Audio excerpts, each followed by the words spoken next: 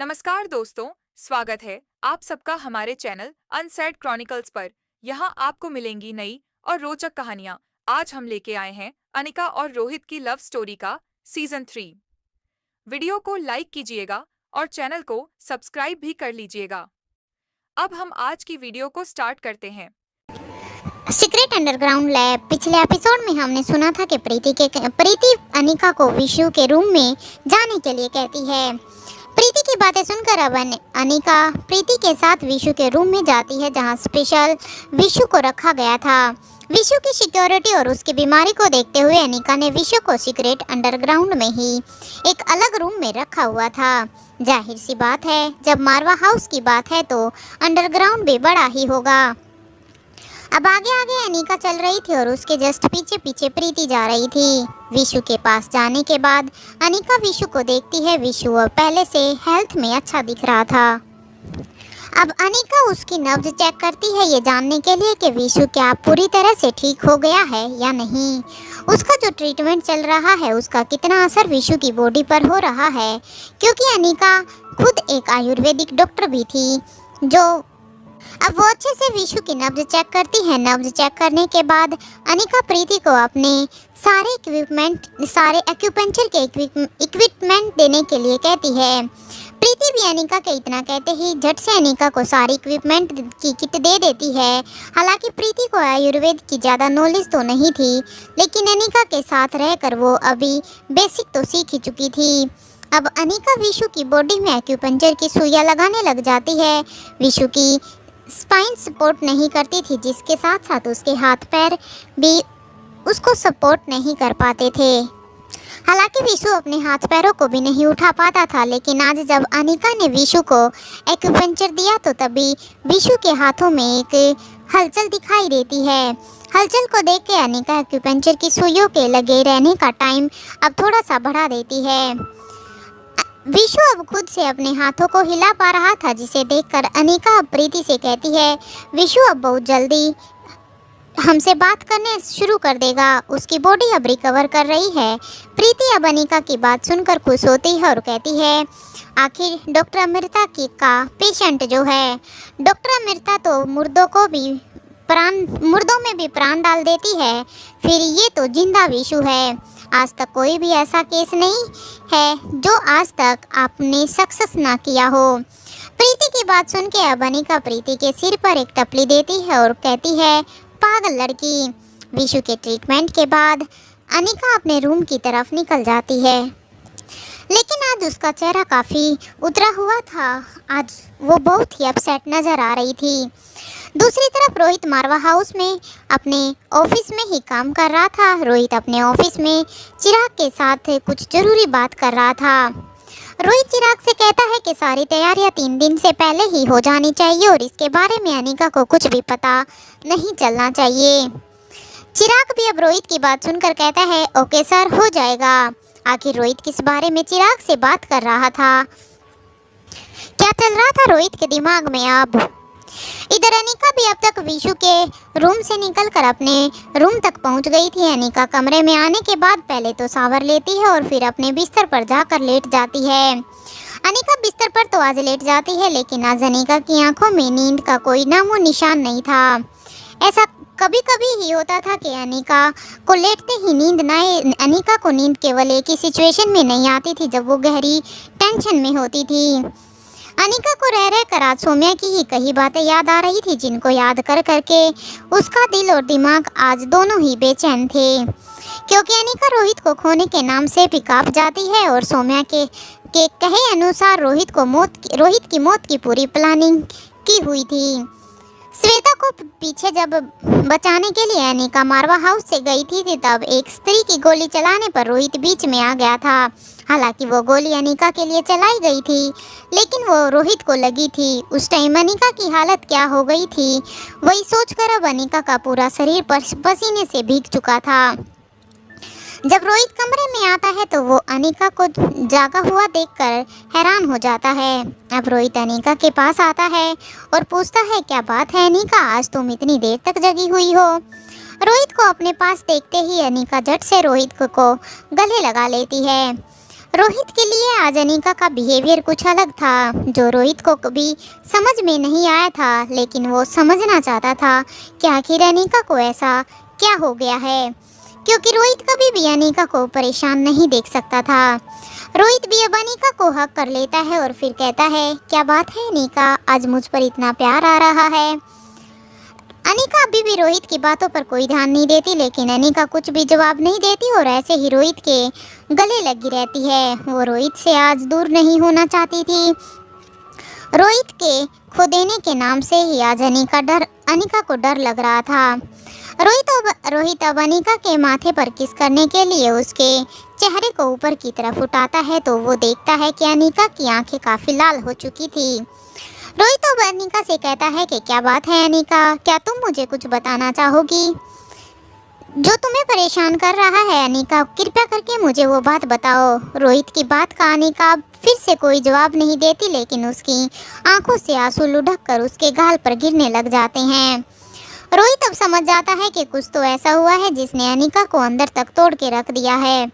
नहीं तो अनिका खुद इतनी टफ है ना कि उसकी आंखों में आंसू लाना कोई आसान काम नहीं है। रोहित अब अनिका को अपनी बाहों में उठाता है और उसे बिस्तर पर लेटा देता है। अनिका का सिर रोहित के कंधे पर था। रोहित की बाहों में जाते ही अनिका को कुछ पल में ही नींद आ जाती है। अनिका को ऐसे ही बाहों में लिए रोहित भी अब गहरी नींद में चला जाता है। दूसरी तरफ आज भूमिका भी अपने गुस्से में एकदम लाल हो चुकी थी। अपने गुस्से को कंट्रोल करने के लिए वो अपने रूम में इधर से उधर चक्कर लगा रही थी। तभी भूमिका के कमरे का दरवाज़ा खटखटाने की आवाज़ आती है। अब भूमिका देखती है कि इस टाइम कौन हो सकता है, क्योंकि रात हो चुकी थी। भूमिका जाकर दरवाज़ा खोलती है तो बाहर निखिल खड़ा था। निखिल को देखते ही भूमिका अब वापस निखिल को बिना कोई भी एक भी शब्द कहे अपने कमरे में वापस आ जाती है। भूमिका को देखकर अब निखिल भी समझ चुका था कि कुछ ना कुछ तो गड़बड़ है, क्योंकि भूमिका आज कुछ ज़्यादा ही गुस्से में लाल नजर आ रही है। इधर निखिल की भी हिम्मत नहीं होती भूमिका से कुछ भी पूछने की, क्योंकि भूमिका के नेचर को निखिल अच्छी तरह से जानता था। निखिल अंदर भूमिका के पीछे पीछे अंदर आता है और चुपचाप जाकर सोफे पर बैठ जाता है। अब उसे समझ में नहीं आ रहा था कि वो बात को शुरू करे तो करे कैसे। अब वो भूमिका से उसके गुस्से का कारण पूछे तो कैसे पूछे। कुछ देर तक ऐसे ही कमरे में शांति बनी रहती है। ना भूमिका कुछ कहती है और ना ही निखिल कुछ कहता है। कुछ देर के बाद अब निखिल कहता है, भूमिका क्या बात है, आज तो तुम्हारा चेहरा बिल्कुल लाल टमाटर के जैसे लाल हो रखा है। निखिल की बातों को सुनकर अब भूमिका का गुस्सा और भी बढ़ जाता है और वो कहता है, अब भूमिका कहती है, हाँ तुम्हें तो मैं लाल टमाटर ही नज़र आती हूँ ना, क्योंकि तुम्हें तो मैं हमेशा से ही गुस्से में ही नज़र आती हूँ। अब निखिल कहता है, जब तुम हमेशा गुस्से में ही रहती हो तो फिर मैं और कह भी क्या सकता हूँ। क्या तुम मुझे बताने का कष्ट करोगे कि तुम आज इतनी परेशान क्यों हो। निखिल की बात से सुनकर अब भूमिका निखिल को एकटक देखे जाती है। अब निखिल फिर से कहता है, भूमिका मैं तुमसे कुछ पूछ रहा हूँ। आखिर ऐसा क्या हुआ है जो तुम आज इतनी गुस्से में नजर आ रही हो। तभी भूमिका निखिल को सारी बातें बताती है। भूमिका बताती है कि मेरी प्रीति से बात हुई थी। प्रीति ने मुझे सारी बातें बताई है जो अनिका और सौम्या के बीच में हुई है, क्योंकि जब अनिका सौम्या से बात करने के लिए अंदर गई थी तब प्रीति उस कमरे के ही बाहर खड़ी हुई थी और प्रीति ने भी सारी बातें अनिका और सौम्या की सुन ली थी।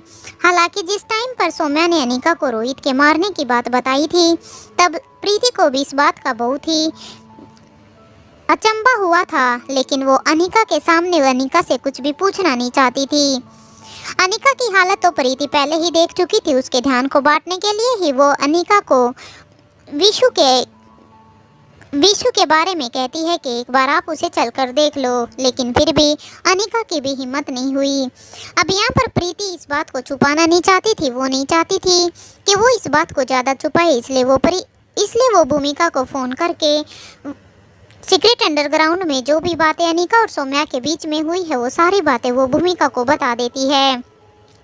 भूमिका का गुस्सा आज इसी वजह से हो रहा था, क्योंकि आज वो सौम्या को किसी भी हाल में जिंदा नहीं छोड़ना चाहती थी। अगर अनिका ने अब तक उसको जिंदा रखने के लिए नहीं कहा होता तो शायद आज भूमिका सौम्या को मार ही डालती। निखिल अब भूमिका की बात सुनकर कहता है, तुम इतनी परेशान मत हो, इसका भी कोई ना कोई सॉल्यूशन होगा, ये भला ऐसे कैसे हो सकता है। अब भूमिका कहती है कि दमयंती और सौम्या की इतनी हिम्मत के वो मेरे भाई रोहित मारवा को जान से मार डालेंगे। उनसे रोहित तक पहुंचने से पहले उन्हें पहले मेरे तक पहुंचना होगा। भूमिका को गुस्सा इतना बढ़ चुका था कि निखिल खुद हैरान था। अब निखिल उठता है और एकदम से भूमिका को हक कर लेता है। निखिल के सर अचानक से उसको हक करने से भूमिका एकदम से हैरान हो जाती है। अब वो निखिल को अपने आप से दूर करती है, लेकिन निखिल जबरदस्ती से भूमिका को हक करता है और उसे अपने गले लगाए रखता है। अब कुछ देर तक भूमिका गुस्सा करती है, लेकिन अब धीरे धीरे वो अपने गुस्से को निखिल की बाहों में आने के बाद वो अपना गुस्सा थोड़ा थोड़ा उसका कम होने लग जाता है। अब जब निखिल देखता है कि भूमिका का गुस्सा कुछ हद तक शांत हो चुका था, तब निखिल भूमिका को उसके बेड पर बिठाता है और उसे एक गिलास पानी का देता है। भूमिका एक घूंट में ही सारा पानी झट से पी जाती है। अब निखिल भूमिका से कहता है, भूमिका थोड़ा आराम से पियो, नहीं तो तुम्हारे गले में अटक जाएगा। भूमिका फिर से निखिल की तरफ तिरछे तिरछे देखती है। अब निखिल कहता है, अरे मैं तो तुम्हारे ही भले के लिए कह रहा हूँ, अब क्या सारा गुस्सा मुझ पर ही उतार दोगी। अब निखिल जैसे ही देखता है कि भूमिका का गुस्सा कुछ हद तक शांत है, फिर निखिल भूमिका से कहता है, देखो भूमिका, मैं मानता हूँ कि रोहित मारवा तुम्हारा भाई है, लेकिन सौम्या के साथ क्या करना है क्या नहीं करना है वो अनिका मैडम अच्छे से बता सकती है, क्योंकि अनिका मैडम ने भी उनके लिए कुछ ना कुछ तो सोच ही रखा होगा। और वैसे भी जो प्लानिंग उन लोगों ने की थी वो सक्सेस हुई ही नहीं है, वो आखिर उन्हीं के ऊपर ही भारी पड़ गई, क्योंकि उन्होंने जिस नकली आकाश को वहाँ पर भेजा हुआ था, आखिर उस चाल के अंदर, उस षड्यंत्र के अंदर तो नकली आकाश का ही एक्सीडेंट हुआ है। जब तक ऊपर वाला ही हमारा बुरा नहीं चाहता, तब तक नीचे रहने वाले इंसान कभी भी हमारा बुरा नहीं कर सकते। अभी तुम रिलैक्स हो जाओ, अगर ऐसे ही गुस्सा करती रही तो मुझे लगता है कि तुम आज पूरी रात सो भी नहीं पाओगी। निखिल की बातों को सुनकर अब भूमिका थोड़ा सा रिलैक्स महसूस करती है। अब वो निखिल को कहती है, थैंक यू निखिल, ऐसे टाइम पर मुझे संभालने के लिए। अब निखिल फिर से भूमिका को हक करता है और कहता है कि मैं हमेशा तुम्हारे लिए यहीं पर खड़ा रहूँगा, चाहे आगे चाहे पीछे, लेकिन हर सिचुएशन में मैं तुम्हारे साथ हूँ। अब कहीं ना कहीं भूमिका को भी लगता है कि उन्हें सारी बात अनिका के ऊपर ही छोड़ देनी चाहिए। इधर दूसरी तरफ स्वाति मल्होत्रा के किला में स्वाति मल्होत्रा अपने काम में बिजी थी, तभी बूढ़े बाबा आते हैं और स्वाति को उसकी चाय का कप देते हुए कहते हैं, मैडम क्या आपको याद है 3 दिन बाद क्या है। स्वाति बूढ़े बाबा की तरफ देखती है और कहती है, भला मैं कैसे भूल सकती हूँ कि 3 दिन बाद क्या है। अब बूढ़े बाबा कहते हैं, क्या आपने कोई प्लान किया है। अब स्वाति कहती है, नहीं, मुझे क्या प्लान करना है। अब स्वाति की बात सुनकर बूढ़े बाबा थोड़े से हैरान हो जाते हैं। फिर वो सोचते हैं कि शायद स्वाति मैडम को अभी कुछ याद नहीं होगा, जबकि स्वाति मल्होत्रा सब कुछ अच्छी तरह से जानती थी कि बूढ़े बाबा क्या बात करना चाहते हैं। आखिर क्या था ऐसा 3 दिन के बाद, जानने के लिए कृपया करके आप मेरे अगले वीडियो का इंतज़ार करें। मैं उम्मीद करती हूँ कि आपको ये स्टोरी पसंद आ रही होगी। कृपया करके आप मुझे अपने कमेंट्स में बताएं कि अगर आप इसमें कुछ भी ऐड कराना चाहते हो या इसमें कुछ भी आगे की स्टोरी में कोई चेंज चाहते हो, तो कृपया करके आप मुझे कमेंट में लिख कर बताएं। मेरी आप लोगों से एक और रिक्वेस्ट है, अगर आपको ये कहानी जितनी अच्छी लग रही है, आप इस कहानी को जितना सपोर्ट दे रहे हैं, उस सब के लिए आप सबको बहुत बहुत धन्यवाद। लेकिन मेरी आप सबसे एक रिक्वेस्ट है कि मेरी बाकी की कहानियों को भी आप उतना ही प्यार दें, क्योंकि हर एक कहानी को रिकॉर्ड करने में बहुत ही समय लगता है और मुझे बिल्कुल भी अच्छा नहीं लगता जब मुझे उन कहानियों में व्यूज़ नहीं मिलते। अगर आप कुछ कहानियों के एपिसोड सुनोगे तो मैं वादा करती हूँ आपको वो भी बहुत ही अच्छी लगेंगी। धन्यवाद। आज की वीडियो के लिए सिर्फ इतना ही। नेक्स्ट एपिसोड कल अपलोड होगा। वीडियो पसंद आई हो तो एक प्यारा सा कमेंट जरूर कीजिएगा और वीडियो को लाइक जरूर कीजिएगा। साथ ही चैनल को सब्सक्राइब कर लीजिएगा और हमें बताइएगा कि आप हमारी वीडियो को कहां-कहां से देख रहे हैं। धन्यवाद।